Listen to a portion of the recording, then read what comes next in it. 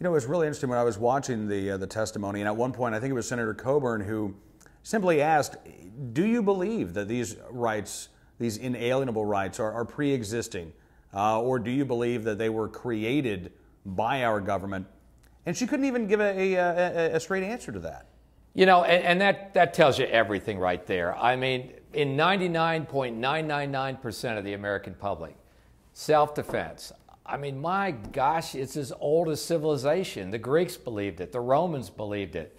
I mean, the Confucius talked about it. All the religious scholars, the Jewish scholars, the Christian scholars, I mean, they called it part of God's natural law inscribed in every human heart. I mean, we all know that. We all know it's our right. And yet, Elena Kagan cannot even bring herself to say you have a right of self-defense. I mean, that's so far out of the mainstream. It's so far at odds with a core fundamental belief of the American public that's in every citizen's heart, that she should not be anywhere near the Supreme Court of the United States. And how amazing is it that if she had simply said, of course I believe it's a pre-existing right, that wouldn't have been a controversial response. Instead, the hemming and the hawing and, well, I think what's important is how I will rule from the bench, that all of a sudden becomes a more controversial response in the minds and hearts of a lot of Americans. If they all could hear about it, if they could turn on ABC, NBC, and CBS, I know they can turn on Cam and Company and they can hear about it, but the truth is, if they turn on the big media conglomerate networks, they won't hear that. And this is where I get back to it, and I say it over and over and over again, but it's true. I mean, the whole process in many ways has become one of deceit. I mean, you have this political dishonesty and agendas, which is exactly what went on in this town this week in regard to these confirmation hearings, linking up with media's dishonesty and agendas. I mean, the media is totally in bed in terms of this confirmation going through. They don't want to say that she's opposed to the Second Amendment individual right of American citizens, and that's way out of the mainstream. And how do Americans feel about that? They don't want that story out there because it's all this cozy little relationship of political dishonesty and media dishonesty, and let's sell this, you know, sack of lies to the American public and just pull the wool over their eyes once more. And I think it's why there's so much cynicism among the American public today toward this town and toward politicians and toward the whole process. I mean, the American public is figuring it out. And this political dishonesty and media dishonesty is increasingly being fought by the American public. Absolutely. And, you know, you're a guy who I think is in a very unique situation among a lot of Americans because you do spend a lot of time in D.C., but you also spend a lot of time away from the Beltway and, you know, talking to Americans in all 50 states. You go and you give your talks, you're talking to gun owners. And is there a disconnect between what the folks who live in D.C. are thinking and what the rest of America is thinking? I mean, I think there definitely is. I mean, there's always been a disconnect, but I think the gulf is wider than it's ever been right now. I mean, the American public, and I think people that are listening to this right now will say, yeah, that's right. When you bring up what's going on in this town right now, they kind of shake their head in sadness. It's an agitation, it's an anger, but it's also a sadness. It's a disappointment to the way the system is not representing them, the way their voice is not being heard, the way they seem to be frozen out of the process. And it starts on the campaign trail.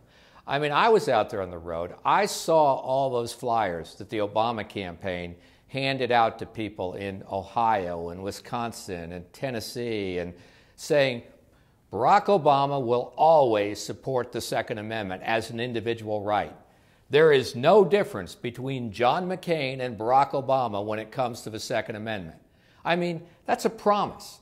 The Obama campaign and candidate Obama looked the American voter in the eye and said, I promise you, I will always be a defender of the Second Amendment.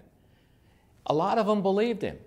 And yet he gets here in this town, and his first two nominees to the Supreme Court are going to vote to gut the Second Amendment and take away the individual right of American citizens. I mean, it's like the change that he is bringing to Washington is a total contradiction to the change he promised on the campaign trail. And the American public, they need to remember that. They need to remember that 2 years from now. I mean, but it's why so many people in this country have become so cynical about these politicians. I mean, it used to be a Jay Leno joke.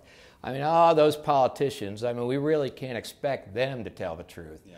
But now it's become, as I just said, there's this political dishonesty and agendas linking up with media dishonesty and agendas, and it's having a profoundly cynical effect on our entire system of governance in this country. Absolutely. And you know, it's, Wayne, I think that this makes the National Rifle Association's grades so important, because I remember back in 2004 when John Kerry put on that hunter orange and went out duck hunting in Ohio. And we know, I mean, if you want to get elected in this country, you are better off running as a pro-Second Amendment candidate than you are saying, I'm going to go out and I'm going to ban all guns tomorrow. Right. Everybody says it now. It's what you do that's really important. And the NRA, you cast your grades and you make your endorsements based on what individuals have done for the Second Amendment, not the promises they make on the campaign trail. Yeah, we do. I mean, we look at the entire record. We look at what they've done. We look at the statements they've made. We look at their votes. I mean, we take everything into consideration, and we do our best to give the voter, our member, the gun owner, the hunter, an accurate picture of what this candidate looks like, that they can take to the bank and they can rely on. And they know it's based on the Second Amendment and the candidate's position on that issue. Yeah. And how sad is it that, again, with more and more candidates, we can't rely on what they're telling us.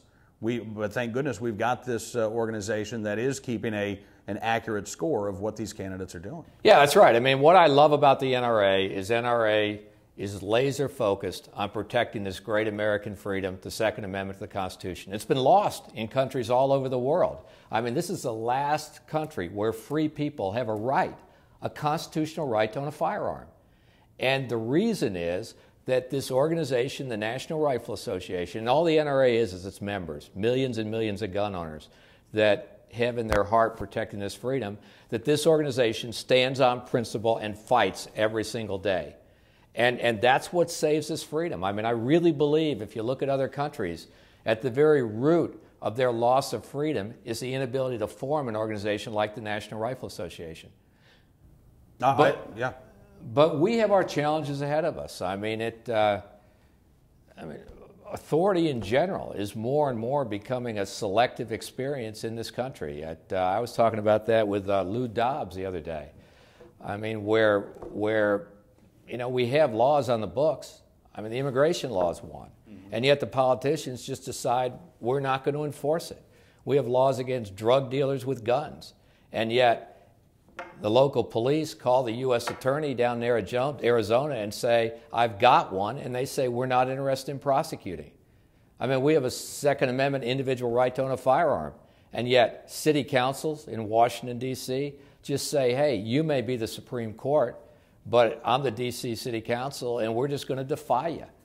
I mean, it's almost like we have the law, and we have Supreme Court decisions, and then we have an elite political class in this country that says, I'll tell you what the law is.